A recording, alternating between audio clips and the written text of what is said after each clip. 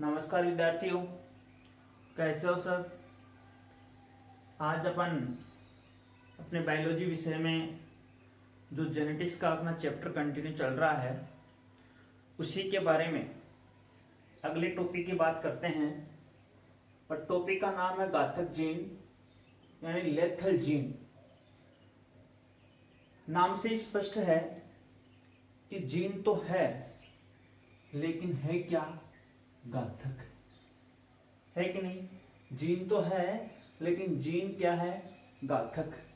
इसका मतलब अपन ने अब तक ये पढ़ा है कि कोई भी जो जीन होती है वो जीन लक्षणों के निर्धारण में क्या करती है? मदद करती है। उसकी जो रिस्पॉन्सिबिलिटी है, जो उत्तरदायित्व, तो वो क्या है? लक्षणों का निर्धारण करना। लेकिन आज अपन एक ऐसी जीन पढ़ रहे हैं जो किसी भी जीव की जीवन क्षमता होती है उसके लिए क्या है? हानिकारक है, घातक है। तो इसी विषय में जब मैं अपन आगे बात कर रहे हैं कंटिन्यू, तो मैं आपको बता देना चाहता हूँ। इससे पहले कल अपना एक क्वेश्चन था, मैंने आपको नीट का क्वेश्चन दिया था, तो उसका आपने शायद आंसर सही नोटेड किया होगा। सह प्रभाविता जो उसका कोडोमिनेंस, जो उसका आंसर था कि एक साथ अपना प्रभाव प्रकट करते हैं युग्म विकल्पी, तो वो किसका एग्जाम्पल है? सह प्रभाविता का है। तो अपनी घातक जीन अपन किसे कहते हैं, ये अपन को समझने की जरूरत है। देखिए, मेंडल ने जितने प्रयोग किए, मेंडलिज्म जो कॉन्सेप्ट था उनका, अब जब मेंडल ने प्रयोग कर लिए तो ये जरूरी है। और हर जगह यही होना है कि जब उन्होंने एक्सपेरिमेंट कर लिए तो उन एक्सपेरिमेंट किए तो वो क्या कितने सत्यता पे आधारित है, कितने रियलिटी में अपने जो एक्सपेरिमेंट है, जो प्रयोग कर रहे हैं, जितने लक्षण प्राप्त हो रहे हैं, वो किस रूप में, कितने प्रतिशत तक अपन को सही रूप में प्राप्त हो रहे हैं या नहीं प्राप्त हो रहे हैं, तो उनका अध्ययन करना जरूरी है। तो इसी क्रम में एक साइंटिस्ट थे एल क्विनेथ। कौन से साइंटिस्ट थे? एल क्विनोथ थे। इन्होंने भी क्या किया, मेंडल के जो मेंडलिक कॉन्सेप्ट थे मोनोहाइब्रिड क्रॉस के, उन पे क्या कर रहे थे? वो एक्सपेरिमेंट कर रहे थे। जैसे मेंडल एक्सपेरिमेंट कर रहे थे मटर के पौधों पे, तो उसी समय उन्हीं के समान एल क्विनोथ जो एक्सपेरिमेंट कर रहे थे वो चूहों के त्वचा के रंग पे कर रहे थे। चूहों की त्वचा के रंग पे एक्सपेरिमेंट कर रहे थे। आपने देखा होगा अपने यहाँ अधिकतर आपको चूहे किस रूप में मिलेंगे? भूरे रंग के रूप में मिलेंगे कि नहीं मिलेंगे? तो जब कोहेनोथ एक्सपेरिमेंट कर रहे थे तो उन्होंने कहा कि चूहों में एक विशिष्ट प्रकार का जीन होता है। एक जीन तो होता है वाई, कैपिटल वाई होता है, जो चूहों की पीली जो त्वचा है, पीले रंग की जो त्वचा है, उसके लिए क्या होता है? उत्तरदायी होता है। और एक होता है, क्योंकि एक जीन है तो आपने देखा होगा एक जीन है उसके दो युग्म विकल्पी होते हैं, ये अपन ने पढ़ा है पहले भी। तो एक जीन के दो युग्म विकल्पी हैं, तो ये इसका प्रभावी रूप मान ले, इसका प्रभावी रूप मान ले, तो इसका मतलब स्मॉल वाई है, वो कौन सी भूरी रंग की त्वचा है उसके लिए क्या माना गया? उत्तरदायी माना गया। इन्होंने कहा कि पीली त्वचा के लिए कैपिटल वाई जो जीन है वो उत्तरदायी है, और भूरी के लिए कौन सा है? स्मॉल वाई है। तो ये युग्म विकल्पी था। जब उन्होंने अपना एक्सपेरिमेंट किया, प्रयोग किया, तो उन्होंने अपने प्रयोग के अंतर्गत ये पाया। लेकिन सबसे पहले अपन को ये पता होना चाहिए कि घातक जीन की डेफिनेशन क्या है। ये तो अपन सीधे स्पष्ट शब्दों में कह रहे कि जीन घातक है, इसका मतलब जीव के लिए क्या है? हानिकारक है। तो अपन घातक जीन की डेफिनेशन ऐसे नोट कर सकते हैं कि कुछ जीन ऐसे होते हैं, कुछ जीन ऐसे होते हैं जो बाह्य लक्षणों की वंशागति के साथ साथ, बाह्य लक्षणों की वंशागति है उसका तो निर्धारण करते ही करते हैं, लेकिन इसके साथ साथ जो जीव होता है, जीव की जीवन क्षमता को क्या करते हैं? वो प्रत्यक्ष रूप से प्रभावित करते हैं। तो ऐसे जीन जो जीव की जीवन क्षमता, जीने की क्षमता, जीवन क्षमता को क्या करते हैं? प्रभावित करते हैं। तो जीवन क्षमता को जो प्रभावित करने वाले जीन हैं वो कौन से जीन कहलाते हैं? घातक जीन कहलाते हैं। तो घातक जीन कौन से हो गए? जो जीव की जीवन क्षमता को क्या करते हो? प्रभावित करते हो, वो कौन से जीन कहलाते हैं? घातक जीन कहलाते हैं। भाई लक्षणों के निर्धारण में तो सहायक है ही है। अब देखिए सभी जीन होते हैं वो घातक नहीं होते हैं, ये तो है नहीं भाई। सभी जीन यदि घातक हो जाएंगे तो इसका मतलब लक्षणों का निर्धारण क्या, जीव ही नहीं बचेगा, और जीव ही नहीं बचेगा तो लक्षणों का निर्धारण किसका करना, वंशागति किसकी करनी है अपन को। तो इस हिसाब से कोई भी जीन यदि घातक है, ये ध्यान रखना, ये एक उसका रूल है, आप ये मान लो शर्त है। यदि कोई भी जीन घातक तब होगा जब उसको कौन सी कंडीशन में आना पड़ेगा, समयुग्मजी की स्थिति में आना पड़ेगा। कौन सी स्थिति में आना पड़ेगा जीन को, जब जीन समयुग्मजी स्थिति में आ जाएगा तो वो जीन कौन से जीन के रूप में माना जाएगा, घातक जीन के रूप में माना जाएगा। अर्थात वह जीन जो समयुग्मजी स्थिति में होगा वो जीन ही क्या करता है, जीवन क्षमता को क्या करता है, प्रभावित करता है। ऐसा नहीं है कि विषम युग्मजी जीन है वो प्रभावित नहीं करता है, कर सकता है, लेकिन उसकी जो प्रभावित करने की जो परसेंटेज है या जो कैपेसिटी है वो बहुत ही क्या होती है, नए के बराबर होती है। तो इसलिए अपन को ध्यान में रखना है कि जो समयुग्मजी जीन होगा वो ही क्या करता है, उस जीन को अपन कौन से जीन के रूप में माने जाएंगे, घातक जीन के रूप में माना जाएगा। और जो ये पूरी प्रक्रिया है समयुग्मजी जीन की घातक जीन के रूप में जीवन क्षमता को प्रभावित करने की जो प्रक्रिया है उसे अपन क्या कहते हैं, घातकता कहते हैं। क्या कहते हैं उसे अपन, घातकता कहते हैं या लेथेलिटी कहते हैं। मतलब समझ गए कि घातक जीन की समयुग्मजी या समयुग्मजी की वह स्थिति घातक जीन की जो जीवन क्षमता को प्रभावित करती है, यानी वह प्रक्रिया घातक जीन की जो जीवन क्षमता को प्रभावित करती है या घातक जीन की परिघटना जो जीवन क्षमता को प्रभावित करती है वो क्या कहलाती है, घातकता कहलाती है। ठीक है, अब देखिए यहाँ पे मैं आपको बता दूं कुहनोत ने क्या किया, एक्सपेरिमेंट किया। कुहनोत ने एक्सपेरिमेंट क्या किया, जो पीली त्वचा थी बुरी त्वचा थी, तो उन्होंने जो जनक पीढ़ी ली और जो जनक पीढ़ियों में जब क्रॉस करवाया, जनक पीढ़ी में क्रॉस करवाया तो विषम युग्मजी कंडीशन में थी। यानी उन्होंने क्या किया कि पीली रंग की जो त्वचा वाले चूहे थे उनका पीली रंग की त्वचा वाले चूहों के साथ क्या करवा दिया, उन्होंने क्रॉस करवाया। तो देखिए ये एक जीन है और ये इसका कौन सा युग्म विकल्पी है, प्रभावी है, प्रभावी के रूप में है, और ये क्या है, युग्म विकल्पी। ये प्रभावी रूप अप्रभावी रूप है, यानी विषम युग्मजी रूप में हुए कि नहीं। जब अपन इनको गैमेट्स के रूप में डिवाइड करते हैं तो ये गैमेट हो गया और ये गैमेट और ये गैमेट और ये गैमेट। जब इनमें क्रॉस करवाया गया तो देखिए सीधा ही मैं चेकरबोर्ड से यहीं अपन निकाल देते हैं, इसका इसके साथ करवाते हैं तो आता है कैपिटल वाई और कैपिटल वाई, समयुग्मजी रूप हो गया। फिर इसके साथ क्रॉस हुआ तो कैपिटल वाई और स्मॉल वाई, फिर देखिए cross capital Y small Y, और फिर ये कंडीशन रही तो small Y small Y.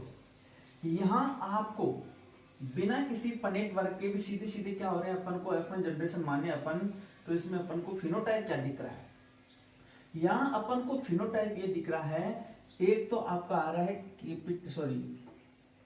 Capital Y आ रहा है समयुग्मजी कंडीशन में, दूसरा आ रहा है कैपिटल वाई स्मॉल वाई आ रहा है, कैपिटल वाई स्मॉल वाई आ रहा है, और स्मॉल वाई आ रहा है।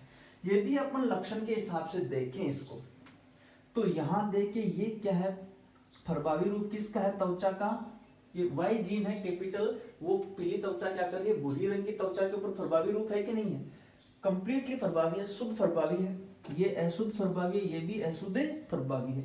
तो यहाँ आपको जो फिनोटाइप कैसा प्राप्त हो रहा है, 3:1 का प्राप्त हो रहा है। किस हिसाब से प्राप्त हो रहा है, किस हिसाब से प्राप्त हो रहा है, मेंडल के नियम के अनुसार तो ये होना चाहिए, लेकिन जब रियलिटी चूहों पे एक्सपेरिमेंट किया गया कुहनोत के द्वारा तो उन्होंने अपने एक्सपेरिमेंट में पाया कि जो रेशियो प्राप्त हो रहा था, ये तो अपन मोनोहाइब्रिड क्रॉस के अकॉर्डिंग बात कर रहे हैं, जब कुहनोत ने रियली एक्सपेरिमेंट किया तो चूहों में उन्होंने देखा कि जो नई जनरेशन में जो चूहे उत्पन्न हुए थे उन चूहों का अनुपात क्या प्राप्त हो रहा था, 2:1 प्राप्त हो रहा है फिनोटाइप के हिसाब से। क्या प्राप्त हो रहा था, 2:1 प्राप्त हो रहा था। अब ऐसा बार बार उन्होंने किया तो उनके अनुपात ये प्राप्त 3:1 के रूप में प्राप्त न होकर के किस रूप में प्राप्त हो रहा था, होना चाहिए 2:1 के रूप में प्राप्त हो रहा। तो उन्होंने कहा कि ये कैसे हुआ, जबकि मेंडल ने तो ये बताया था कि 75% होते हैं वो, उन्होंने अपने एक्सपेरिमेंट में बताया था प्रभावी रूप में, और 25 होंगे वो अप्रभावी रूप में थे।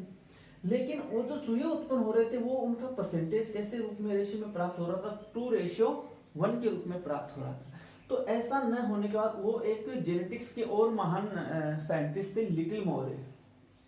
कौन थे, एक साइंटिस्ट थे लिटिल, उनके पास गए और उनके पास उन्होंने जाके कहा कि भाई साहब ये क्या हो रहा है। जब मैंने एक्सपेरिमेंट किए तो जो नई संतति में जो चूहे पैदा हो रहे हैं उनका रेशियो 2:1 आ रहा है, उनका रेशियो क्या है, 2:1 आ रहा है।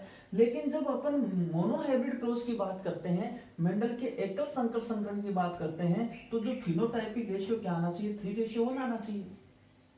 ये कैसे संभव हो रहा है, इसका मतलब कहीं ना कहीं को गड़बड़ है। भाई मेंडल ने कुछ प्रयोग किए तो उसमें कुछ ना कुछ गड़बड़ छोड़ी है कहीं पे। तो उन्होंने कहा कि नहीं, ये जो बीमारी है इस बीमारी का कोई ना कोई अपन हल निकालते हैं। उसका सबसे पहले उन्होंने निदानात्मक टेस्ट किया। कोई भी आदमी बीमार होता है सबसे पहले उसका क्या किया जाता है, डायग्नोसिस की जाती है, उसका निदानात्मक टेस्ट किया जाता है कि बीमारी क्या है, फिर उसका ट्रीटमेंट किया जाता है, उपचार किया जाता है। तो दोनों मिलकर के उन्होंने एक्सपेरिमेंट में देखा कि जब अपन इसको, यदि मैं आपको देखूं कि उन्होंने ये अध्ययन किया इस पूरे एक्सपेरिमेंट के अंतर्गत कि जब ये अपन को फिनोटाइप प्राप्त हो रहे थे, ये 1 है, ये दोनों मिला के मैं 2 कर दूं और ये 1 कर दूं, ऐसे जीनोटाइप के रूप में मान रहे हैं अपन ये। तो ये जो कैपिटल Y वाला है ये किस रूप में प्राप्त हो रहा था, समयुग्मजी रूप में प्राप्त हो रहा था।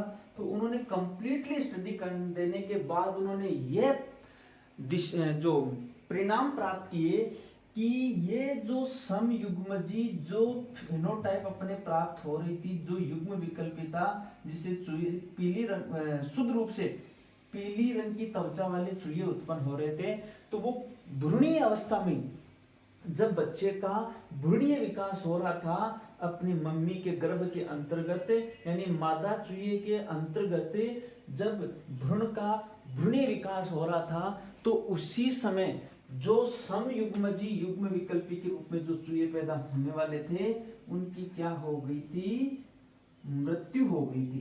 क्या प्राप्त हो गई थी, मृत्यु हो गई थी। और मृत्यु होने के कारण अपने जो प्राप्त हो रहे हैं फिनोटाइप प्राप्त हो रहे हैं, तो इसकी तो मृत्यु हो गई थी, तो ये तो प्राप्ति कैसे होगा भाई। भ्रूणीय अवस्था में अगर किसी बच्चे की भ्रूणीय अवस्था में यदि मृत्यु हो जाए तो क्या उसका जन्म हो पाएगा क्या, फिर जीवित अवस्था में जन्म नहीं होना उसका। तो इसका मतलब उन्होंने देखा, तो फिर जब इसकी भ्रूणीय अवस्था में ही मृत्यु होगी तो उन्होंने कहा इसके लिए उत्तरदायी क्या था। तब लिटिल और क्वेनोथ ने अध्ययन किया कि इसके लिए जो उत्तरदायी था वो एक समयुग्मजी जीन था, वो एक समयुग्मजी जीन था। और वो समयुग्मजी जीन कौन सा था, कैपिटल Y था, और उसका विकल्पी क्या था, कैपिटल Y था। तो उसके कारण उस चूहे की क्या हो गई थी, भ्रूणीय अवस्था में ही क्या हो गई थी, यानी गर्भ में ही उसकी क्या हो गई थी, मृत्यु हो गई थी। तो इससे क्या डिसीजन अपन निकालते हैं, क्या रिजल्ट अपन को मिलता है कि यदि ये समयुग्मजी रूप नहीं होता, समयुग्मजी रूप नहीं होता, तो इसका मतलब चूहे की मृत्यु भी नहीं होती और अपना रेशियो 3:1 ही प्राप्त होता है। लेकिन जब भ्रूणीय अवस्था में इसकी मृत्यु होगी तो ये लक्षण जो था वो क्या नहीं हुआ, अरे इस लक्षण वाला चूहा उत्पन्न ही नहीं हुआ। पूर्ण रूप से पीली त्वचा के रंग वाला चूहा क्या नहीं हुआ, उत्पन्न ही नहीं हुआ। अब उत्पन्न ही है नहीं हुआ तो चूहे किस रूप में प्राप्त, ये एक समान है तो 2 और ये क्या था 1। तो किस रेशियो में चूहे प्राप्त हुए अपन को, 2:1 के रूप में प्राप्त हुए।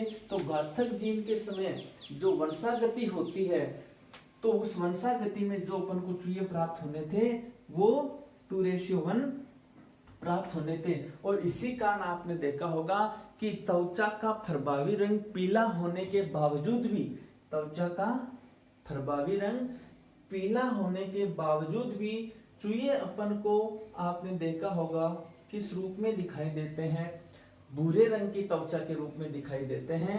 उसका कारण यह है कि जो समयुग्मजी जो जीन है, जो प्रभावी रूप को प्रदर्शित करती है, चूहे के पीले रंग के प्रभावी रूप को प्रदर्शित करने वाली जो जीन है वाई है, वो यदि समयुग्मजी स्थिति में हो जाएगी और समयुग्मजी स्थिति में होने के कारण पीली रंग की त्वचा वाले जो चूहे हैं उनकी कुएनोथ ने यही बताया था कि भ्रूणीय अवस्था में उनकी क्या हो गई थी, मृत्यु हो गई थी। इस कारण वो अपन को दिखाई नहीं देते हैं। तो ये अपना टॉपिक था घातक जीन का। काफी इंपॉर्टेंट क्वेश्चन है। क्वेश्चन एग्जाम में क्या बनना है, 1 नंबर का क्वेश्चन अपन ये बना सकते हैं कि घातक जीन किसे कहते हैं, या दूसरा ये बना सकते हैं घातकता क्या है।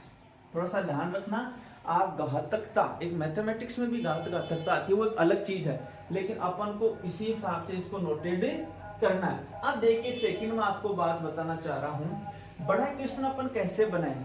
बड़ा क्वेश्चन अपन को बनाना है घातक जीन किसे कहते हैं, चूहे में त्वचा के रंग का उदाहरण देते हुए, चूहों में त्वचा के रंग का उदाहरण देते हुए घातकता या घातक जीन की वंशागति को समझाइए। समझ के मेरा क्वेश्चन क्या हो गया, घातक जीन किसे कहते हैं, चूहों में त्वचा के रंग का उदाहरण देते हुए घातक जीन की वंशागति को क्या करना था, अपन को समझाना था। तो इस प्रकार से अपन इस क्वेश्चन को करेंगे। अब आज आपके लिए मैं क्वेश्चन ले जा रहा हूं जो नीट 2018 में ये क्वेश्चन आया था। उस क्वेश्चन को मैं एक साइड में नोट कर रहा हूं, आप इस क्वेश्चन को अवश्य करना। क्वेश्चन ये है, निम्नलिखित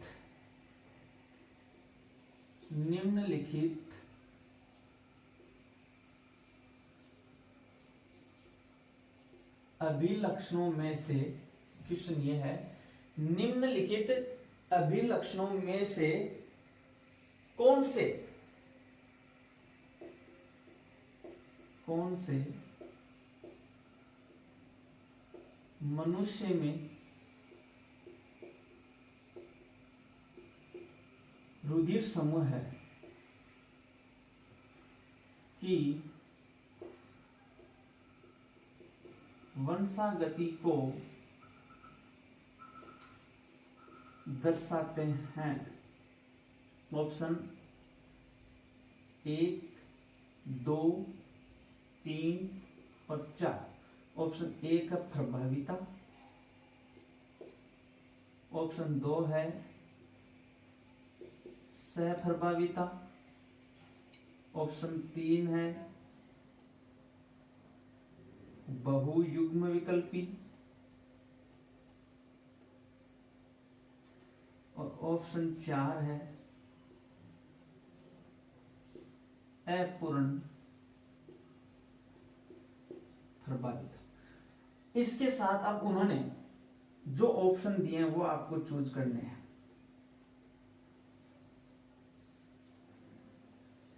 ऑप्शन पहले में दिया ऑप्शन नंबर 1 और 2, बी में दिया हुआ है 2 और 3, सी में दिया हुआ है 3 और 4, और डी में दिया हुआ है सभी। ये अपन को चूज करना है, यानी ये ऑप्शन नहीं है, इन ऑप्शन को मिलाकर के यहाँ ग्रुप बना दिए गए हैं कि मनुष्य की रुधिर समूह की वंशागति को कौन सा अभिलक्षण दर्शाता है, प्रभाविता दर्शाता है, सहप्रभाविता दर्शाता है, दोनों को साथ जोड़ दिया। सहप्रभाविता दर्शाती है, बहुयुग्म विकल्प दर्शाती है, उसको साथ जोड़ दिया। बहुयुग्म विकल्प दर्शाती है, अपूर्ण प्रभाविता दर्शाती है, उसको साथ जोड़ दिया, या उपरोक्त सभी। तो इस प्रकार से ये क्वेश्चन आपको कल करना है। NEET exam